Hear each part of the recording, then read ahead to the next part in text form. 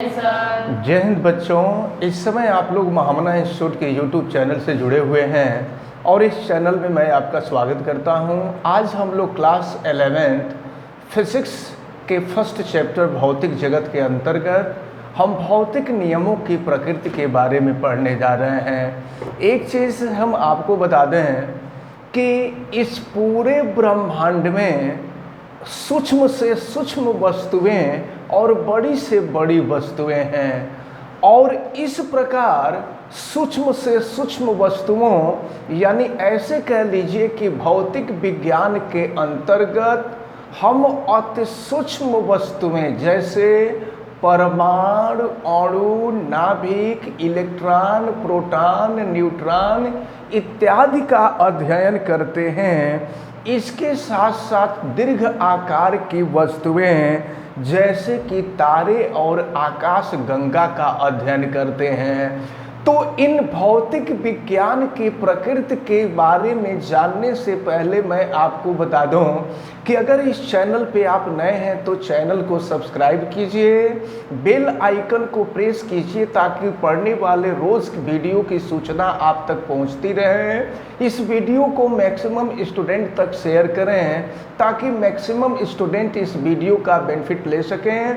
और अगर किसी प्रकार की कोई दिक्कत समझ में आती है तो आप कमेंट करके बतावें। और हाँ, इस वीडियो को आप लाइक ज़रूर करेंगे। तो चलिए भौतिक नियमों की प्रकृति हम आपको बताने जा रहे हैं। तो जैसा कि अभी हमने आपको बताया कि भौतिक विज्ञान के अंतर्गत इस पूरे ब्रह्मांड में अति सूक्ष्म वस्तुओं से लेकर के अति दीर्घ वस्तुओं का अध्ययन किया जाता है। और इस प्रकार अध्ययन के दौरान ये पाया गया कि चाहे इस पूरे ब्रह्मांड में अति सूक्ष्म वस्तु हो या अति दीर्घ वस्तु हो, सभी संरक्षण के सिद्धांत पर कार्य करते हैं। संरक्षण का मतलब संरक्षित होना, कंजर्व होना। अगर संरक्षण नहीं होगा तो एक दिन इस पूरे ब्रह्मांड का नाश हो जाएगा। तो अब इस संरक्षण के यानी भौतिक नियमों की प्रकृति जो होती है वो संरचनात्मक होती है। और संरक्षात्मक प्रवृत्ति या संरक्षात्मक नियम मुख्यतया 5 प्रकार के होते हैं, जिसमें पहला नियम आता है ऊर्जा संरक्षण का नियम, law of conservation of energy. तो ऊर्जा संरक्षण का नियम क्या है आप समझ लें। ऊर्जा संरक्षण के नियम को कहते हैं कि ऊर्जा को न तो उत्पन्न किया जा सकता है और न ही ऊर्जा का नाश हो सकता है, भले ही इसे एक रूप से दूसरे रूप में परिवर्तित कर दिया जाए। या दूसरे शब्दों में हम ये कह सकते हैं कि यदि वस्तु पर कार्य करने वाला बल संरक्षित नहीं है तो पूरे ब्रह्मांड की या पूरे विश्व की जो ऊर्जा होती है वो नियत होती है। यही ऊर्जा संरक्षण का नियम है। और इसके बाद दूसरा आता है रेखीय संवेग संरक्षण का नियम, law of conservation of linear law of conservation of linear momentum.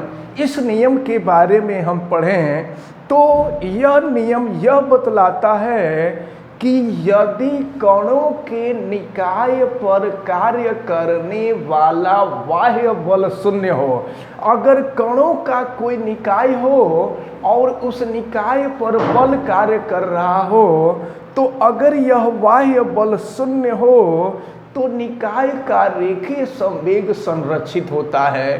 तो यहाँ पर जितने नियम बताए जा रहे हैं सभी संरक्षण के नियम हैं, यानी ये चीज़ें भौतिक विज्ञान से संबंधित जो चीज़ें हैं ये संरक्षित रहती हैं। इसी तरह से आगे हम बढ़ें तो कोणीय संवेग संरक्षण का नियम, law of conservation of angular momentum है।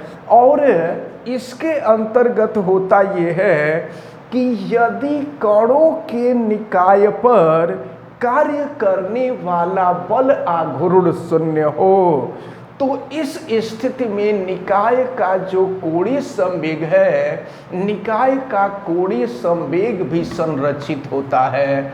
अब इसके बाद जो चौथा नियम आता है, यह द्रव्यमान ऊर्जा संरक्षण का नियम है।